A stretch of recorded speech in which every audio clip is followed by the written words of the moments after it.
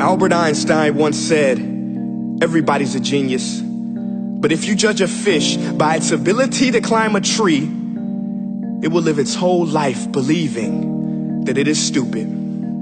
Ladies and gentlemen of the jury, today on trial we have modern day schooling. Glad you could come. Not only does he make fish climb trees, but also makes them climb down and do a 10-mile run. Tell me, school, are you proud of the things you've done? Turning millions of people into robots, do you find that fun? Do you realize how many kids relate to that fish?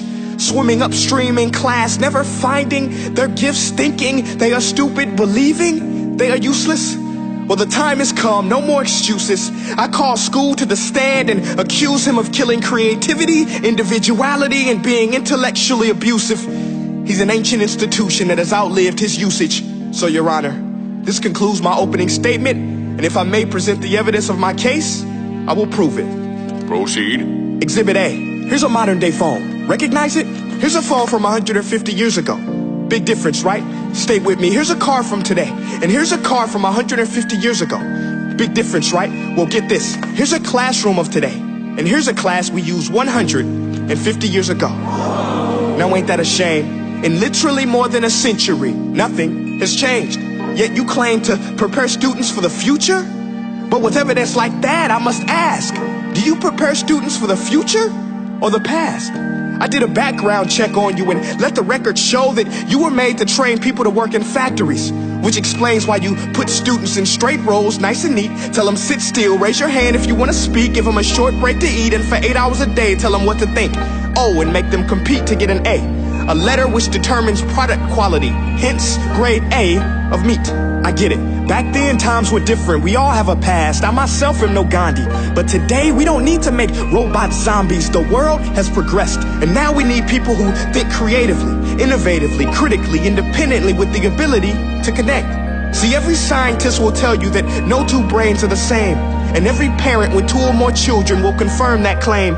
So please explain why you treat students like cookie cutter frames or snapback hats, giving them this one-size-fits-all crap. Watch your language. Sorry, Your Honor, but if a doctor prescribed the exact same medicine to all of his patients, the results will be tragic. So many people would get sick, yet when it comes to school, this is exactly what happens. This educational malpractice, where one teacher stands in front of 20 kids, each one having different strengths, different needs, different gifts, different dreams, and you teach the same thing the same way? That's horrific. Ladies and gentlemen, the defendant should not be acquitted. This may be one of the worst criminal offenses ever to be committed. And let's mention the way you treat your employees. Objection. Overruled. I want to hear this. It's a shame. I mean, teachers have the most important job on the planet, yet they're underpaid?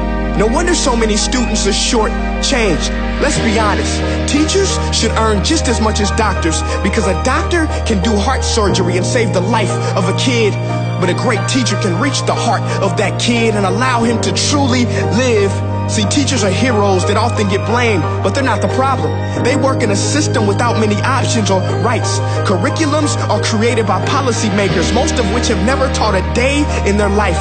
Just obsessed with standardized tests. They think bubbling in a multiple choice question will determine success. That's outlandish. In fact, these tests are too cruel to be used and should be abandoned, but don't take my word for it. Take Frederick J. Kelly, the man who invented standardized testing, who said, and I quote, "These tests are too cruel to be used and should be abandoned." Ladies and gentlemen of the jury, if we continue down this road, the results will be lethal. I don't have much faith in school, but I do have faith in people. And if we can customize healthcare, cars, and Facebook pages, then it is our duty to do the same for education, to upgrade it, change it, do away with school spirit, because that's useless. Unless we're working to bring the spirit out of each and every student, that should be our task. No more Common Core. Instead, let's reach the core of every heart in every class. Sure, math is important, but no more than art or dance. Let's give every gift an equal chance. I know this sounds like a dream, but countries like Finland are doing impressive things. They have shorter school days.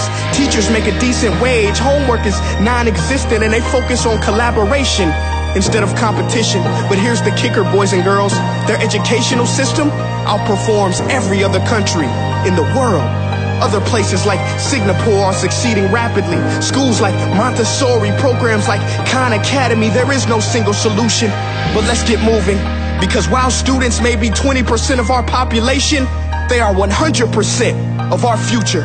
So let's attend to their dreams, and there's no telling what we can achieve. This is a world in which I believe, a world where fish are no longer forced to climb trees. I'll rest my case.